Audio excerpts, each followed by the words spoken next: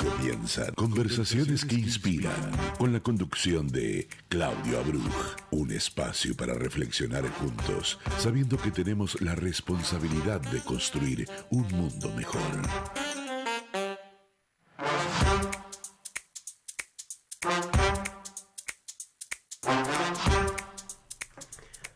Hola, hola, buenos días, ¿cómo están? Soy Claudio Abruj y me da muchísimo gusto volver a encontrarme con todos ustedes aquí en JAI 96.3, dando comienzo a una nueva entrega de Conversaciones que Inspiran, que como bien dice la cortina que me presenta, un espacio creado para pensar, dialogar, saber de los saberes y experiencias y trabajos de mucha gente de la sociedad, personas, personalidades, personajes, como me gusta decir, que aportan desde su trabajo individual o en forma asociativa los mejores esfuerzos para que cada día nosotros, como conjunto, como sociedad, estemos cada día mejor.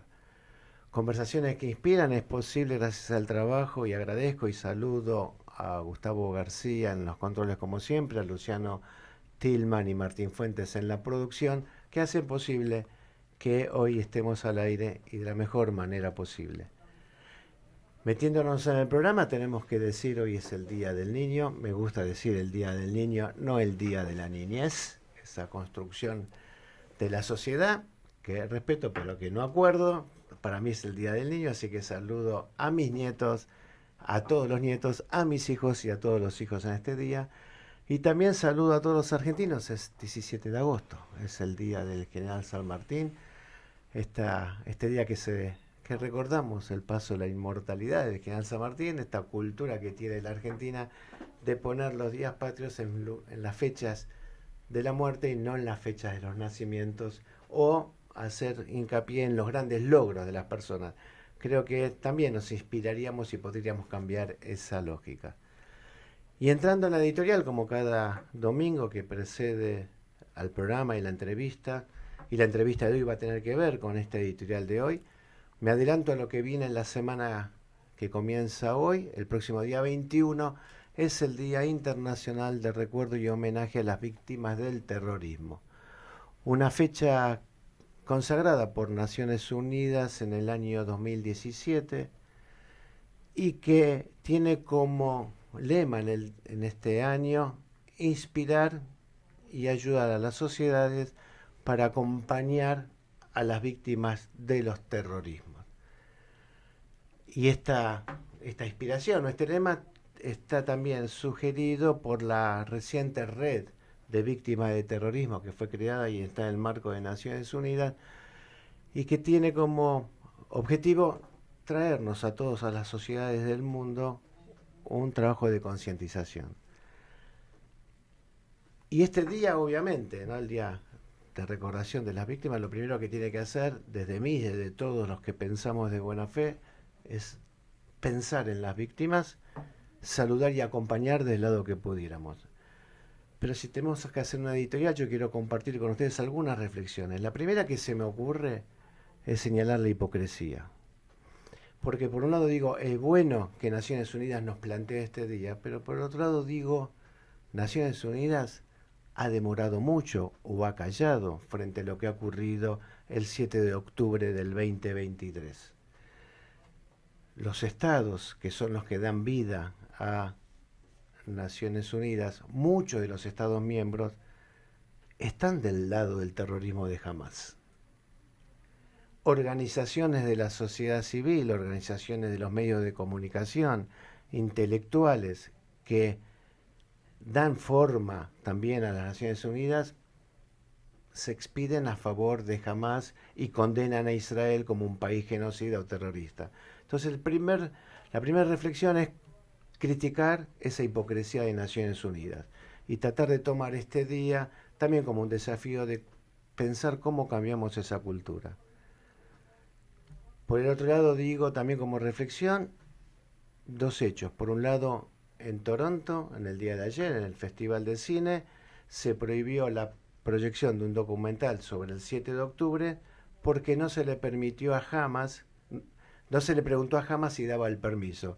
Cuando todos sabemos que estos documentales que se fueron creando en el mundo, como la que yo comenté la semana pasada sobre Vivas asesinados por ser judíos, toma imágenes filmadas por los propios terroristas en su momento. Ahora, qué locura que se le pida a un asesino el permiso para mostrar sus imágenes. Y por el otro lado, tenemos que, después de casi 2 años, los padres de rehenes que todavía están en poder de Hamás, o padres de víctimas del terrorismo, fueron atendidos por primera vez por la Cruz Roja para recibir las quejas y las necesidades sobre el daño psicológico, daños en salud y demás que tienen las víctimas por esta cuestión del terrorismo y la situación de rehenes. Digo, las dos caras de una misma moneda. Digo, qué bueno que Cruz Roja los reciba, pero pasaron 2 años y cuando sabemos que Cruz Roja se negó a que los medicamentos llegaran a las rehenes en su momento. Y como tercera reflexión digo, pese a todo esto malo, qué bueno que exista este día. En este día tenemos que recordar a las víctimas del terrorismo en todas sus manifestaciones. El terrorismo que produce las muertes de católicos en África y de cristianos, las víctimas del terrorismo de lo que fue las torres gemelas, las víctimas argentinas del atentado en Nueva York, las tenemos que recordar, las víctimas de ETA en España y obviamente las víctimas de la embajada, de AMIA, las víctimas de Israel, de los múltiples atentados terroristas. Entonces, fundamentalmente, este día es para tomar conciencia, no es un día más, justamente en este momento donde en el mundo vemos las manifestaciones a favor de Hamás, las manifestaciones antisemitas apoyando el terrorismo. Hay un mundo de gente buena, de gente que ama la vida, gente que defiende la libertad, que se sostiene en valores. Es el momento que esta gente salga con su voz firme a estar del lado de las víctimas del terrorismo. Comenzamos con Conversaciones que Inspiran.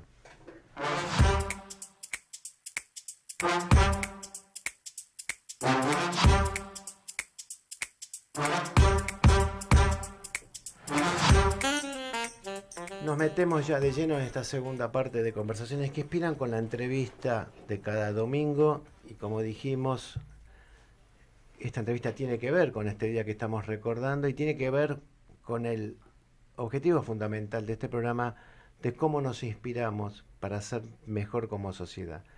Tengo el gran gusto que hoy nos acompañen muy buena gente, que los conozco hace muchos años, Judith Sichowolski, David Cohen y Fabio Silverman. A él lo conocí hoy, no lo conocía, eso voy a ser sincero. Ellos son fundadores del proyecto educativo Milá, es el director, directora ejecutiva, coordinador del proyecto Milá, y como hacemos siempre, y para romper el hielo, voy a pedir que se presenten ellos. Judith Sichowolski, bienvenida, muy buenos días, gracias por estar. Contanos quién sos. Bueno, qué pregunta. Gracias, Claudio, por invitarnos. Gracias a todos por estar del otro lado escuchando. Soy Judith Sichowolski. En este momento estoy representando el programa Milá Argentina como su directora. Yo trabajo hace muchos años en la gestión pública. Claudio conoces muy bien porque arrancamos hace muchos años juntos. Además tengo una vida comunitaria muy fuerte con mi familia. Tengo mi marido, Ari Genik, y mis 3 hijos, que cada uno en lo suyo activa comunitariamente. Bueno, y en este momento muy fuertemente trabajando para la ejecución de este programa y otros proyectos también. ¿Y de profesión? Soy licenciada en Organización y Dirección Institucional. Somos colegas. Sí, también.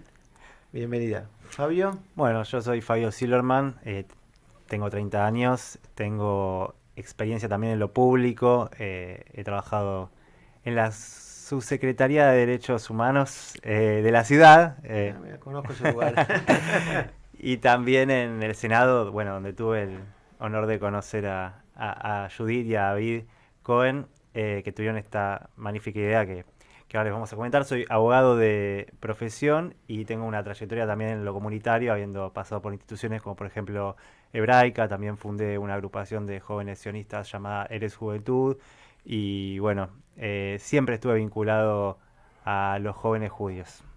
Fantástico, nos metemos de lleno. Yo presenté el proyecto educativo Milá. ¿Quién me cuenta qué es Milá? Me parece que la directora, si quieren, arranco yo, pero...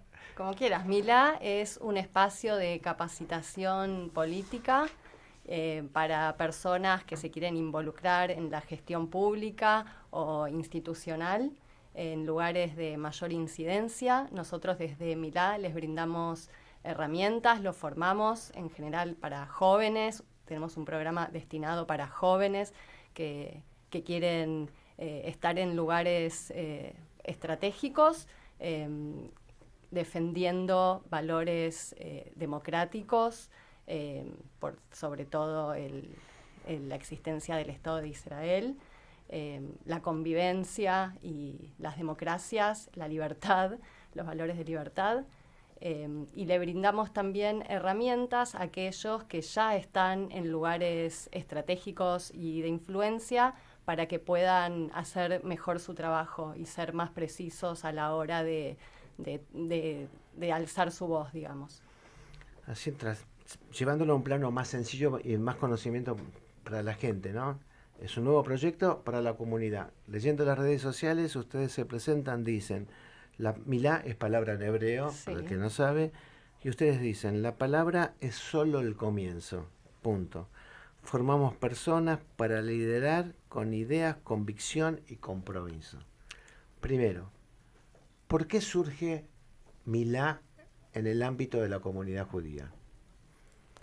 Nosotros consideramos que la palabra es un arma también. Y si bien como equipo y como sociedad argentina o comunidad no podemos estar en este momento agarrando un arma, digamos, de guerra y combatiendo en donde hay que combatir desde Israel, nosotros no nos corresponde. damos la batalla conceptual, ¿no? Lo que siempre decimos es lo que queremos conformar una fuerza de choque conceptual donde podamos, bueno, justamente defender a la democracia a través de Israel, porque después de los judíos también vienen otras comunidades que van a ser atacadas por el terrorismo si no activamos esta asfará, ¿no? Como históricamente le solemos llamar, pero defendiendo a todo el sistema democrático a través de combatir la desinformación, el silencio. La verdad que nosotros consideramos que la venimos perdiendo esa batalla y bueno, por eso hoy en día vemos muchas situaciones que dentro de lo público y en la política principalmente no podemos terminar de comprender. ¿Está destinado Milá a qué público? Está destinado a jóvenes judíos y no judíos también. ¿En qué rango de edad? Son varios programas. Uno de esos programas, que es un espacio de formación de liderazgo, es para jóvenes entre 18 y 35 años que quieran participar de la vida pública, ya sea de la política, de instituciones, organizaciones de la sociedad civil, desde lo privado, pero que quieran formarse con herramientas de gestión. Eso por un lado. Y por el otro lado tenemos otro proyecto que es para las personas que ya están en algún espacio de influencia, que puede ser en el espacio público, puede ser, no sé, diputados, pueden ser periodistas, pueden ser influencers de las redes sociales, a quienes también les colaboramos y los formamos en las narrativas para que puedan hablar con más convicción y con más certezas. El domingo pasado, en este mismo micrófono, estuvo la doctora Rubín, que es la directora médica del Ledor Vador, donde hablábamos del envejecimiento de la sociedad. Y obviamente el envejecimiento de la sociedad tiene múltiples consecuencias. Entonces yo digo, en este tiempo que nada nuevo sucede en el ámbito comunitario o poco sucede en el ámbito político en general, donde uno puede decir hay un envejecimiento también.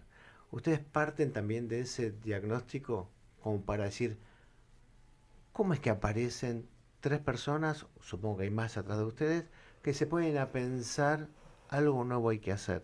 ¿De dónde nace la idea? ¿Cuál es el diagnóstico que ustedes vieron? Nosotros venimos trabajando hace muchos años en lo público y nuestro diagnóstico es que faltan herramientas de liderazgo, entre otras cosas, y que faltan personas jóvenes que se interesen en el trabajo político, en entrar en política. Y creemos que la política es una herramienta de construcción social, quizás la mejor que tenemos, que está devaluada en muchos sentidos, pero creemos que la podemos tomar y que podemos formar personas para que se sumen con valores, y que hay que ocupar los espacios, porque si no ocupamos nosotros los espacios, los ocupan otras personas, como pasa muchas veces.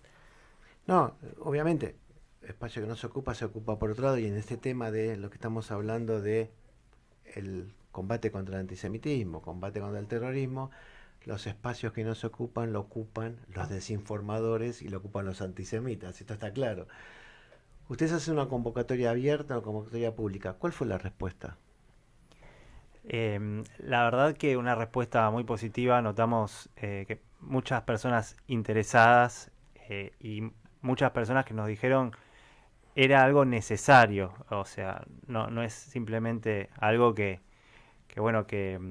puede sumar, sino que era algo necesario. Así que también tuvimos interesados que no son de la colectividad, eso fue también algo muy bueno, gente del interior del país. De hecho, en el grupo que conformamos hay Contame un poco la dinámica, cómo es, cuántos son, dónde funcionan, sí.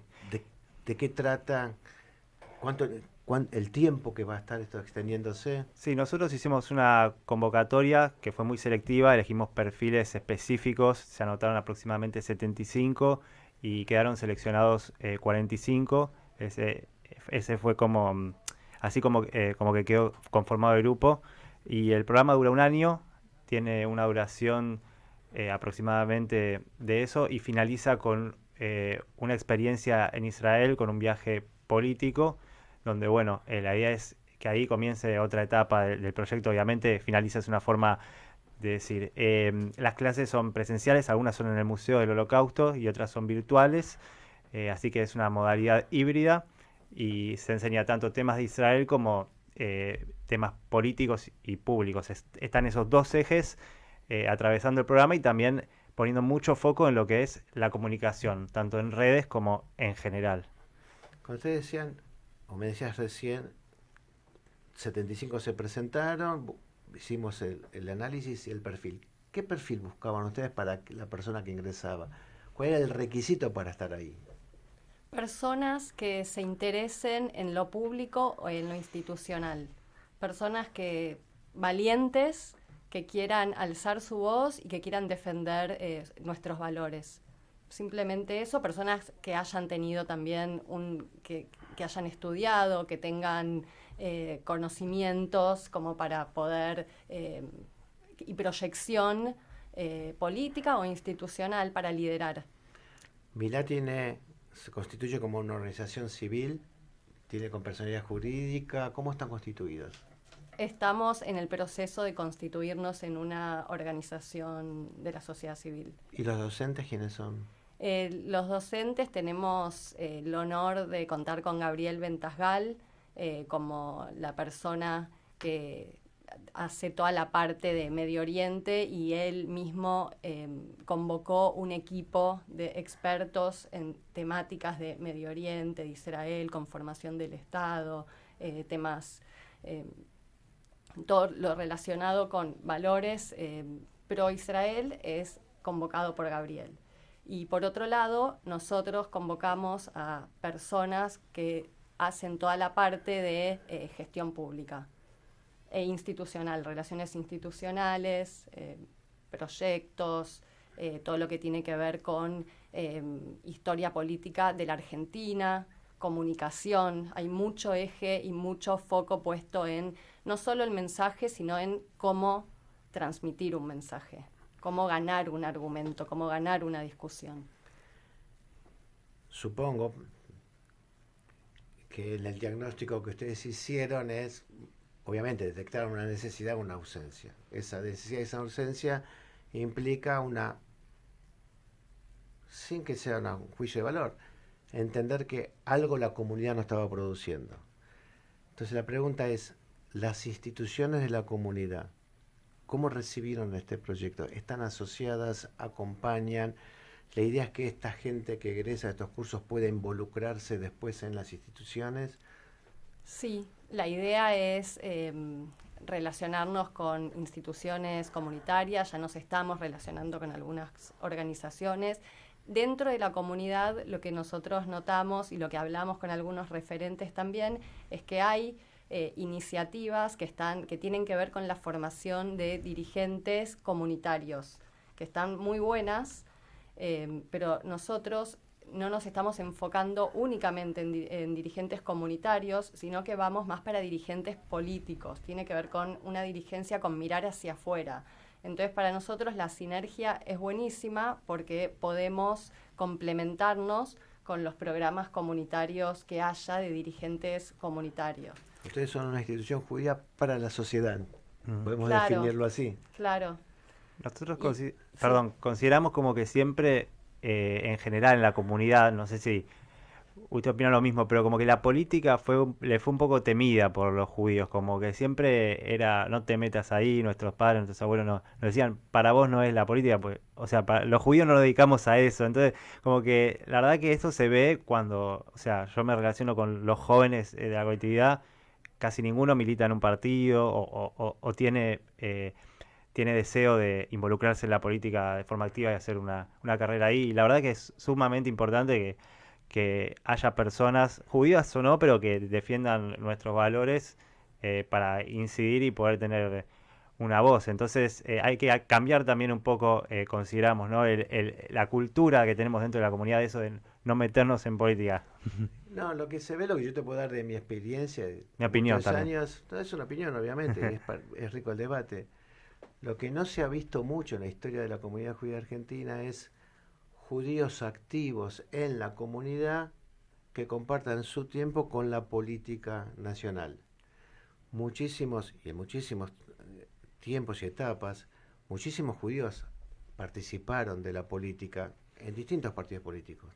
En el peronismo, en la Unión Cívica Radical, Partido Comunista en la izquierda, por supuesto, en distintos estamentos a lo largo de todo el tiempo. Pero la inmensa mayoría no tenían participación o involucramiento dentro de las estructuras de la comunidad.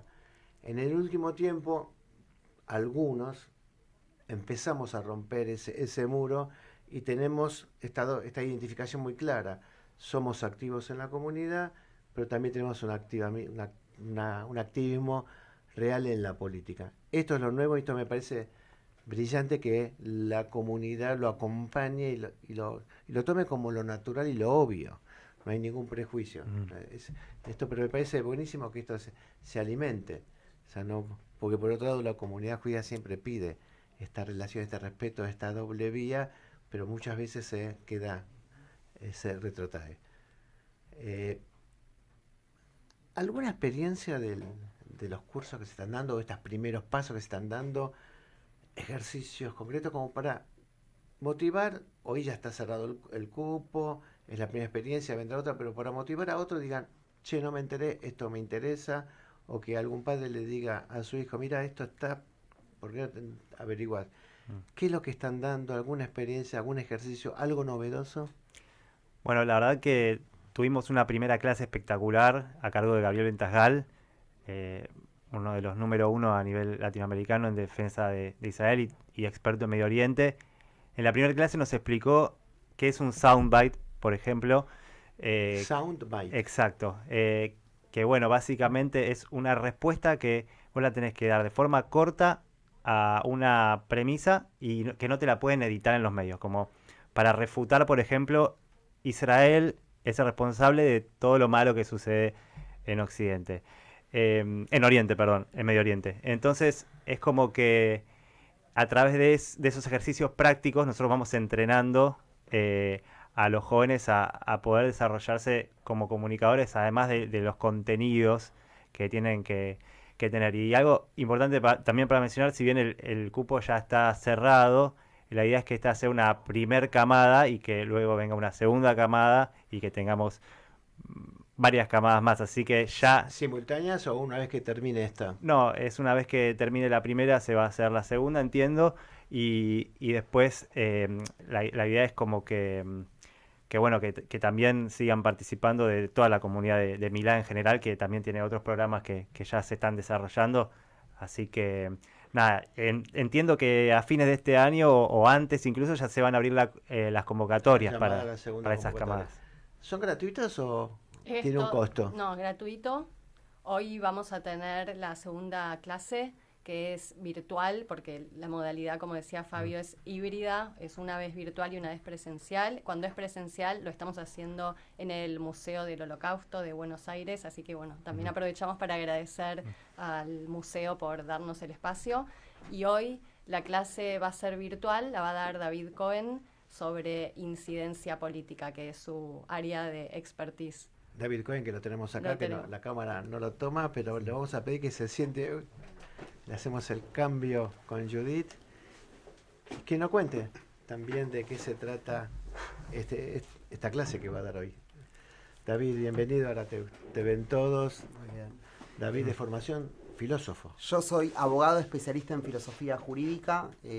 Trabajo en la Universidad de Buenos Aires hace muchísimos años, dando clases tanto en teoría general del derecho como en otra materia en la que he incursionado con el doctor Claudio Mardió, que se llama De Auschwitz a la ESMA, Fenomenología de la Desaparición.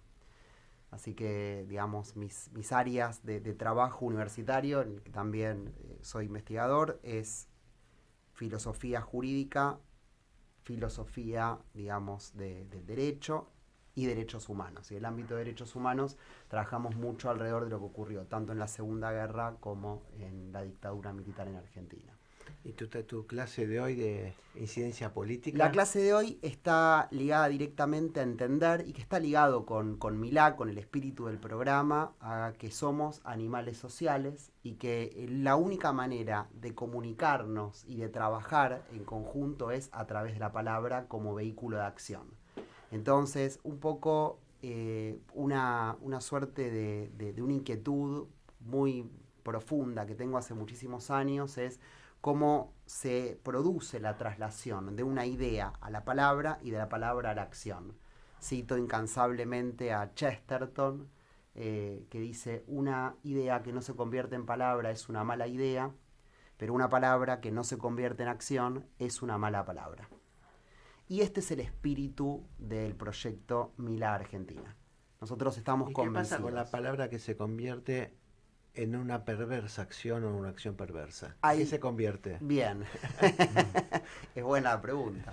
Yo creo que lo que uno tiene que tratar de hacer es que eso no ocurra. Y eso es lo que hay que combatir. Por eso lo mencionaba Judith, Fabio. Nosotros creemos que no hay herramienta más importante que la palabra para producir un espacio transformacional. La palabra hay que honrarla. Y para honrarla hay que prepararse y prepararse mucho. Hablabas el domingo pasado, programa muy pero muy interesante, el envejecimiento. El envejecimiento no solamente es social, también hay un declive en la capacidad de estudiar y en la capacidad de prepararse. Y cuantos más preparados estemos y cuantas más personas nos estemos preparando permanentemente, más vamos a conseguir evitar y contener la desinformación, la mala palabra, el mal uso de la palabra. Con lo cual, para nosotros, la comunicación, casi te diría, es honrar la salud social. Comunicarnos bien, comunicarnos de la mejor manera, porque si no caemos muchas veces en relativismos. No es que depende de la mirada lo que ocurre en Medio Oriente. No es un problema de miradas. Hay datos empíricos que tienen que ver con un funcionamiento social, con un estado de situación. Ahora, para poder conversar, hablar y transformar una situación en un lugar específico, primero hay que estudiar lo suficiente. Por eso la propuesta es una propuesta y este es el diferencial. Es una propuesta de mucho tiempo, hay mucha carga de estudio. Nosotros damos en todas las clases material bibliográfico que sugerimos enfáticamente leer. Y por sobre todas las cosas nos interesa después el armado de una red. Por eso esto que decía Fabio también es sustancial. Nosotros venimos para quedarnos durante muchísimos años formando, digamos, nuevos dirigentes en el sentido más amplio de la palabra, sabiendo que estos dirigentes luego quedarán en red, porque no estamos solos, y eso es otra fuerza inercial que queremos vencer. Pocas cosas son más valiosas que la articulación entre personas. Entonces queremos trabajar y volver a pensar estos puntos de anclaje y de relacionamiento. La fuerza de la juventud necesita de la fuerza de la experiencia de las personas mayores, como las personas mayores necesitan de la atracción y de la fuerza, el brío que tiene nuestra juventud. Ahora hay que convocarla, nos tenemos que involucrar y el tiempo es ahora. Entonces Milá viene con esta fuerza determinante de romper con algunos paradigmas que muchas veces llevan algún tiempo, pero estamos convencidos que vamos por ello. A mí me parece interesantísimo esto que vos hablás, que yo defiendo siempre, ¿no? De la relación de la experiencia y la juventud, que en general están separadas y en la vida comunitaria están separadas porque operan mucho los mecanismos de defensa, ¿no? Las estructuras comunitarias se agazapan en sí mismas y no estamos acostumbrados a que se generen cosas nuevas desde las instituciones. Y creo que es un tiempo absolutamente necesario de la comunidad judía argentina, no de desaparecer estructuras existentes, de transformarlas.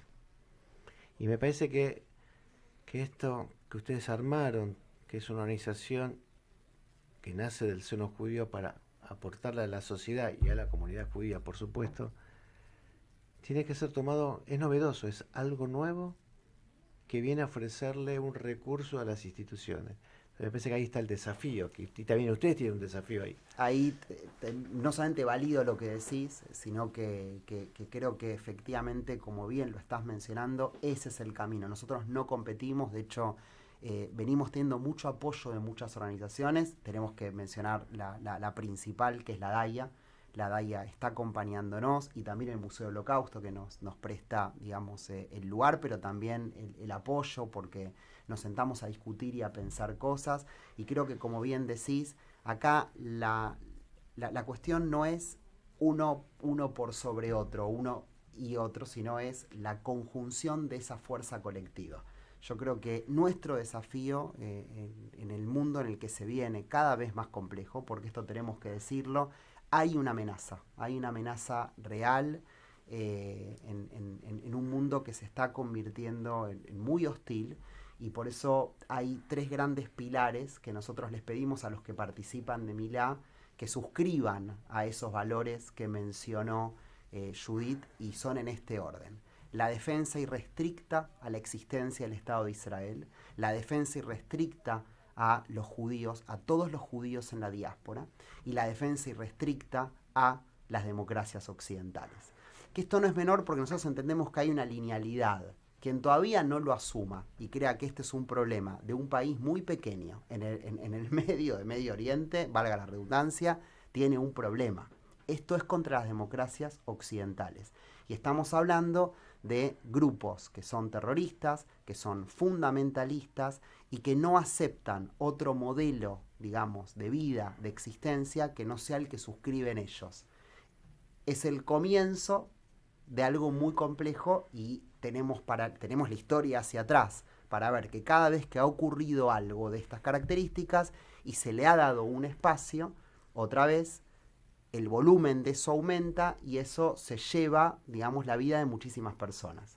Entonces creemos que hay una responsabilidad que nosotros tenemos desde Argentina de cuidar, de defender, digamos, las democracias occidentales, pero empezando antes por defender, en este caso, la existencia del Estado de Israel, y defender también a los judíos en la diáspora. Y para eso no hay otra manera que prepararnos y prepararnos mucho para esta complejidad. Y apelamos, por eso también te agradezco profundamente el espacio. Vos nos has apoyado siempre, en otros momentos también de nuestras vidas, en donde nos ha tocado ocupar espacios de gestión y vos volcaste tu experiencia para con nosotros y para darnos una mano, que nos des también este espacio para a la audiencia que esté escuchando, los queremos involucrar. Queremos que se sumen, queremos que nos sigan en redes sociales. Somos Milá Argentina, es nuestro Instagram. Están ahí nuestros teléfonos, nuestros contactos para preguntarnos, para interpelarnos, para cuestionarnos. Estamos para, a través de la palabra, llevar, digamos, el diálogo lo más lejos posible. Lo que vos decís da sentido a la frase que vos dijiste antes, que quedó como el pasar. Con respecto a Medio Oriente, no hay miradas, hay hechos. Entonces esos hechos lo que hacen, obligan a tomar posición. Y de hecho, aquellos que hoy más envalentonan, la izquierda, el antisemitismo, se ha empoderado de la palabra y de la acción, como vos decís. Lo vemos en las marchas multitudinarias en Manchester antes de ayer, en la semana pasada en Alemania, en España permanentemente, el inicio de la fiesta de San Fermín, lo que quieran, donde lo veamos, o mismo en Buenos Aires, hace muy pocos días, con una bandera gigantesca de Palestina que le llevaba a la izquierda y el kirchnerismo, que uno dice, ¡qué locura! Es una toma de posición.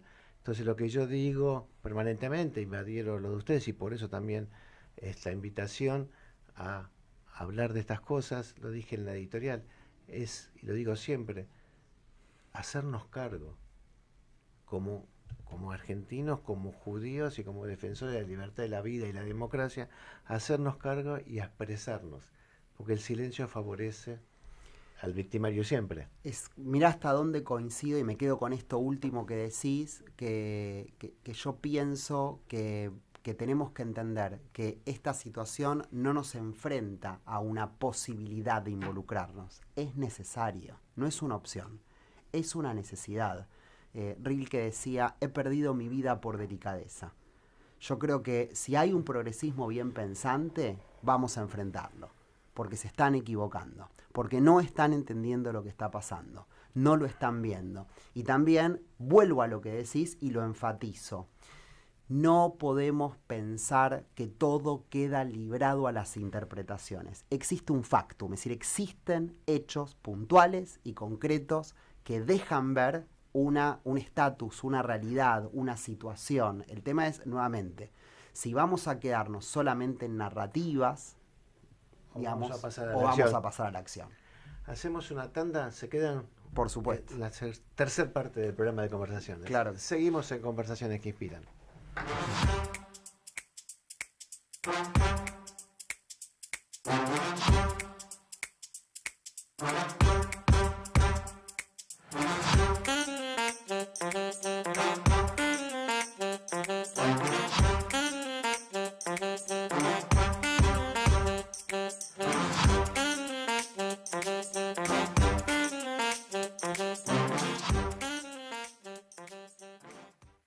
Transmite LRL 331 para su canal de frecuencia 242. Radio High 96.3, la radio judía de Latinoamérica. Ante la llegada del frío, es importante protegerse de la gripe. Si estás embarazada, vacunate. Si tu hijo tiene entre 6 y 24 meses, vacunalo. Si tenés 65 años o más, vacunate. Saca turno en buenosaires.gov.ar/gripe. Buenos Aires Ciudad. Transmite LRL 331 para su canal de frecuencia 242.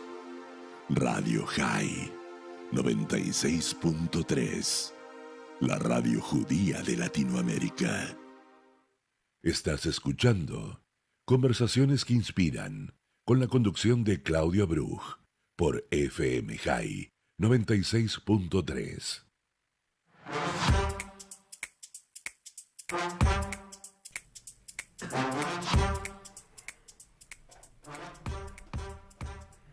Seguimos en Conversaciones que Inspiran, en esta conversación tan rica, tan interesante e inspiradora con Judith Sichobolsky, David Cohen, Fabio Silverman, los hacedores de este proyecto educativo Milá, y esto que quedó en el bloque anterior como lo último, ¿no?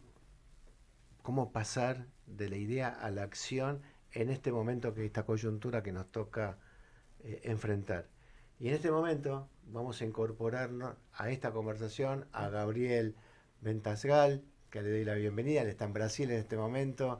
Gracias, Gabriel, por esta oportunidad de dialogar. Gabriel, periodista, es escritor, es un excelente comunicador y un defensor de Israel y de lo judío, enfrentando el antisemitismo y antisionismo en este momento, y es el asesor académico, el director académico de este proyecto Milá. Bienvenido, Gabriel, y gracias por esta posibilidad de conversar contigo. Un placer, veo que te rodeaste de buena gente. Tratamos.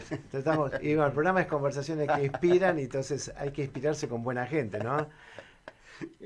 Gabriel, para romper el hielo, como se dice comúnmente, yo hice la editorial diciendo que el próximo 21 es el Día Internacional de Recuerdo y Homenaje a las Víctimas del Terrorismo.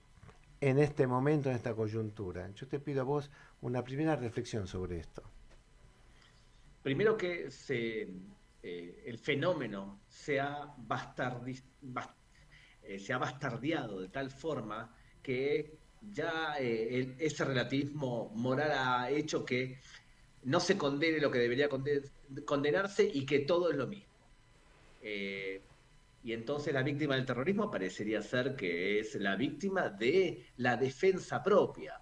O sea, una de las personas que ataca al Estado moderno de Israel dice que, de hecho, utilizar el terrorismo cuando hay ocupación es posible y hasta legal. Bueno, en este tipo de condiciones, en donde lo blanco no es blanco y lo negro no es negro, es problemático condenar a algo que para mí es muy claro que es y que no es. ¿Cómo ves vos este día que estamos justamente siguiendo en esto, ¿no? Que estás planteando? Este día está consagrado por Naciones Unidas, y yo lo primero que planteaba es qué hipocresía, ¿no? Es Naciones Unidas que llama a este día de conmemoración cuando muchísimos Estados miembros y organizaciones mismas de Naciones Unidas no condenan el terrorismo. Es que la ONU es un promotor del terrorismo. La ONU está conformada por 193 países, de los cuales aproximadamente 130 son dictaduras islamofascistas, que de forma sistemática promueven el terrorismo. Lo apañan, lo solapan, lo promueven en sus comisiones. O sea, si tú quieres buscar a alguien para que combata el terrorismo, no vayas a la ONU porque no te van a ayudar. Lo que pasa es que, en general, ¿sabes? A veces aquellos que conmemoran algo no son los principales defensores. Es como que aquel que grita, subido a una silla, quiero democracia, quiero democracia, quiero democracia, suelen ser los menos democráticos. O sea que no hay que impresionarse demasiado porque la ONU haga este tipo de gestos, porque muchas veces sí condenan el terrorismo, siempre y cuando no sea terrorismo contra los judíos. En ese caso ya es un terrorismo que hasta puede ser justificable.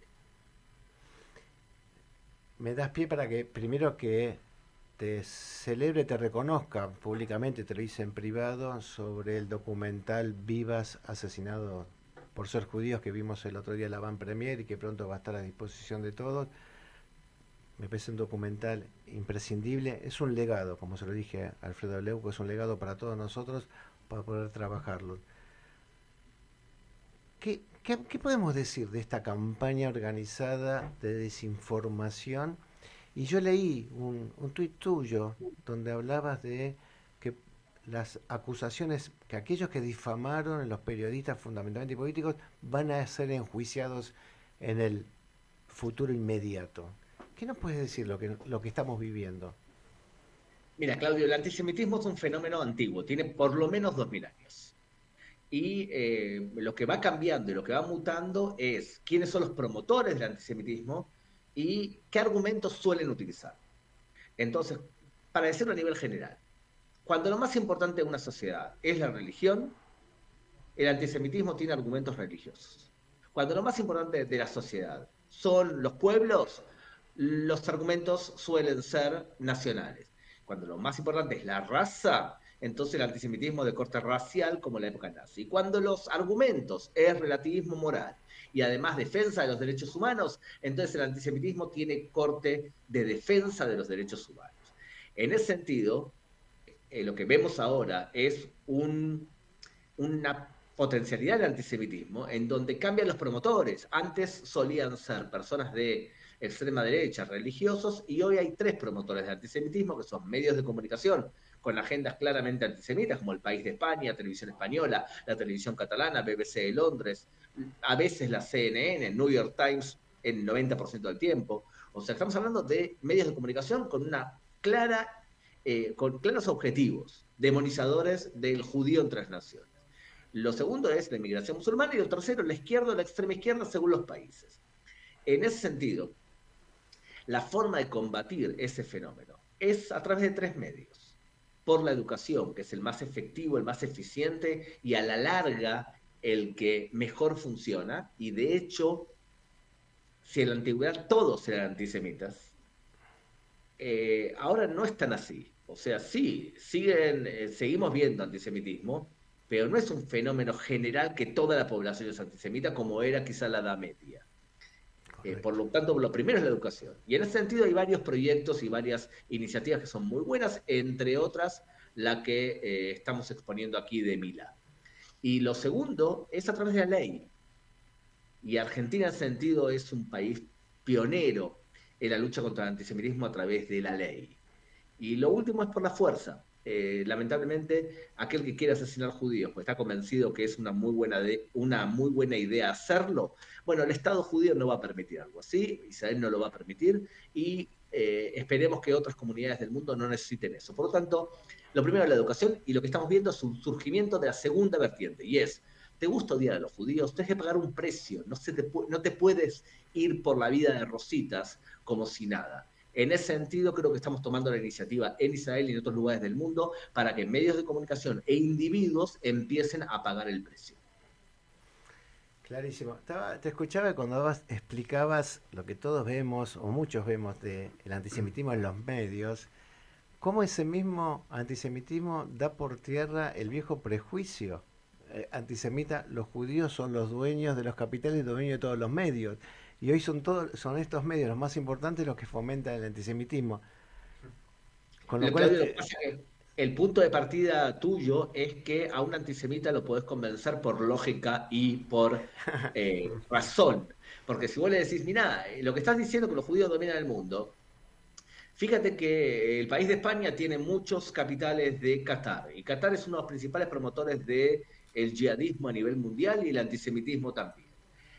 Bueno, vos le vas a explicar y él te va a decir, sí, pero los judíos dominan el mundo, ¿verdad? Y dominan los medios. O sea que un tipo que primero odia y después busca una razón para justificar su odio. Y esa es la diferencia entre un pensamiento. Y por eso Jean-Paul Sartre decía que darle al antisemita un pensamiento, una perspectiva racional, o sea, pensar que él lo que está haciendo es una opinión, es elevarlo y darle un pedigrí que no tiene. El antisemitismo es odio, y el que odia primero decide odiar y después busca un justificativo para poder decir por qué está odiando. Ese justificativo va cambiando como todos los mitos. En la actualidad son 3 los argumentos clásicos de un antisemita porque él quiere sentirse bien, que no es que odia a los judíos porque sí.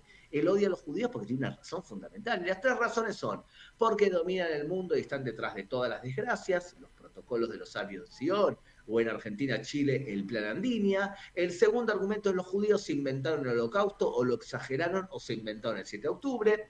Y el tercer mito moderno es, yo no soy antisemita, yo soy antisionista. Entonces son 3 formas clásicas de hablar de un antisemita. te llevo a otro plano que tiene que ver ya con Milá. Vos sos no de ahora quizás para muchos tan conocido en estos últimos 2 años a partir del 7 de octubre, pero en mucho tiempo vos fuiste una voz muy fuerte y muchas veces en soledad aquí en Latinoamérica y en Argentina, contando las verdades sobre el terrorismo, el antisionismo, y esto lo tengo que reconocer porque te sigo en redes desde hace muchísimo tiempo. Y ahora estás involucrado en un proyecto educativo, en un proyecto formativo. Contanos de tu perspectiva, ya lo escuchamos a David, lo escuchamos a Judith, a Fabio. Contanos de tu perspectiva y de tu rol como docente. ¿Con qué te encontrás para apoyar este proyecto de Milá? Mira, yo voy a partir del punto de partida. Yo soy Madrid en movimientos juveniles y levanté movimientos juveniles desde que tenía 15 años. Somos O colegas sea, también entonces, yo también lo fui. yo me considero Madrid y cada vez tengo otro título y me pagan de forma diferente, pero sigo siendo lo mismo desde que tenía 15 años. A veces trabajar de publicista, para mí era como pensar una peula, exactamente igual. De hecho, dedicarse a lo que me dedico yo, que es a esclarecer, es una forma de pasar peulado, o sea, de explicar, porque ¿qué nos enseñan cuando somos Madrid Gym? Es a descartar toda la información irrelevante, a centralizar, a centrarte en lo que realmente modifica perspectivas y a intentar hacerlo de forma didáctica. Es exactamente lo mismo. Entonces, cuando Judith y David hace un tiempo vinieron con este plan, yo creo que venía con la experiencia de haber hecho cosas parecidas en distintas comunidades de América Latina. Y lo bueno de ambos dos, o sea, nos reunimos de hecho 4. Viste, la directora del documental, que es Mariana Bellini, es nuestra ordenadora. Ella nos hace trabajar a todos y decide los ritmos. Y yo aportaba la parte educativa y, importante, los que lideran este plan son 2 personas argentinas interesadas en este proyecto y además que han aportado algo muy importante y es, perdón, primero se hace y después los fondos para poder ejecutarlo lo vamos a conseguir. O sea, lo más importante es el producto.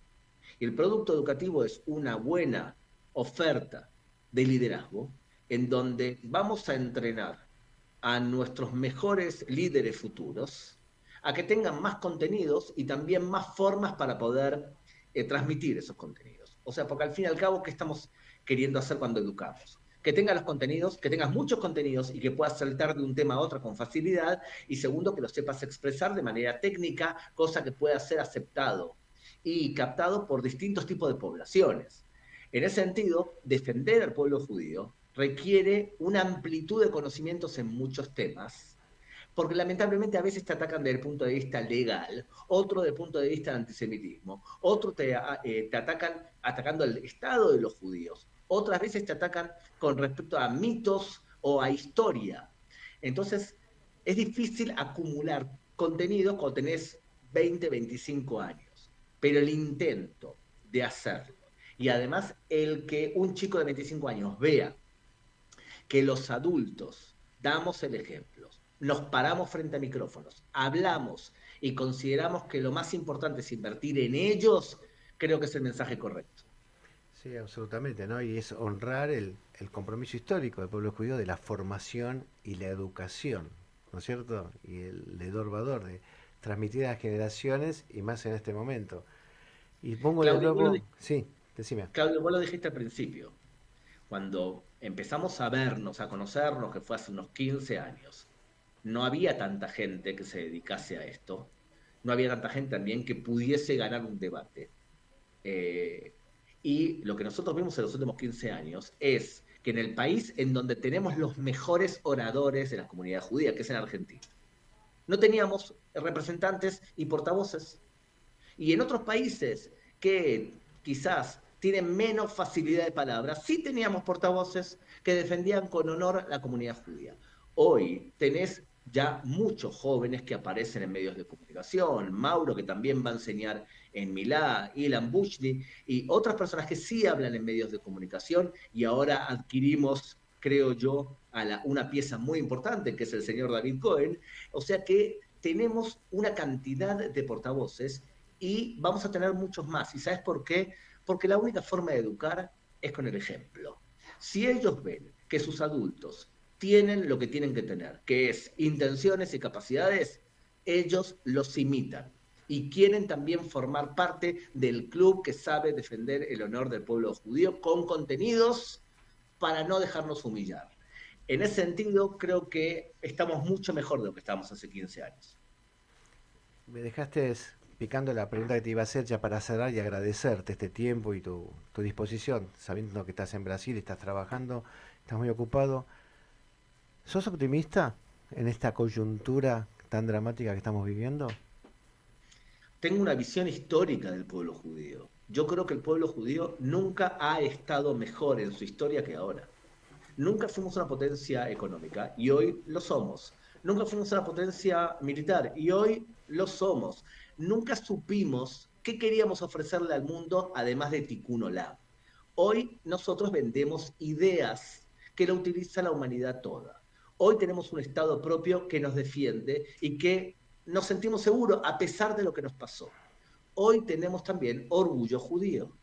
Es verdad, en el camino a ese éxito vamos pasando distintos tipos de dolores. Pero el 7 de octubre no es el primero de los pogroms que sufrió el pueblo judío. Y el antisemitismo actual no es la primera ola de antisemitismo que ha vivido el pueblo judío. Por lo tanto, mi consejo a mis hermanos judíos es, modestamente, es respirar hondo, que te importe menos que a los demás seguir construyendo un país, una comunidad, una identidad, preocuparte ante todo por ser fuerte vos. Cuando vos seas fuerte, los demás te van a respetar. Gabriel, un abrazo grande, muchísimas gracias por tu tiempo y sobre todo por tu pensamiento y tus palabras. Nos estamos viendo pronto. No, gracias. Impresionante, ¿no? Las reflexiones de Gabriel. Es un pensador, es un hacedor, es un disruptivo, es valiente. Es un hombre valiente. ¿Coinciden, Judith? Totalmente. Totalmente. Es muy inspirador y de nuevo tenemos el lujo de tenerlo con nosotros en un montón de clases en Milá y de aprender de él. David, bueno, te reconoció a vos, pero reconoció a todos. Te voy a dejar, Fabio, agradecerte la presencia, Judith también. El programa termina, pero bueno, vamos a seguir hablando de esto. Y te quiero dejar la palabra final para que nos hagas un cierre, una invitación a lo que estamos viviendo desde Milá, a lo que viene y un pensamiento compartido. Muchísimas gracias por el espacio. Me gustaría cerrar diciendo que es tiempo de audaces, que se trata de involucrarse, que se trata de ir a fondo con la máxima intensidad posible, en función de aquellas cosas que creemos, que sentimos, que hay que hacer, que este es el momento de interpelarnos. Y lo mejor, con lo que me gustaría cerrar, es nos necesitamos mucho. Es decir, nos necesitamos mucho los unos a los otros. Y creo que este es el momento de mancomunar esfuerzos para hacer nuestra mejor versión como comunidad, pero también para los otros. Como comunidad creo que tenemos mucho que aportarle a la ciudad en la que vivimos, desde Buenos Aires, luego desde Argentina, Latinoamérica y al mundo. Digo, este es un momento para ese esfuerzo compartido, para ese esfuerzo colectivo, algo que comunitariamente pregonamos siempre. Así que gracias por el apoyo que lo profesás también vos en este gesto de invitarnos a tu programa. No, gracias a ustedes, de nuevo gracias por estar acá, Judith, Fabio, David. Amigos, cerramos otra entrega de Conversaciones que Inspiran y quiero cerrar retomando algo que leí, que dije al principio, que está en las redes sociales de Milá, que es: la palabra es solo el comienzo. Conversaciones que Inspiran es mucho más que un título.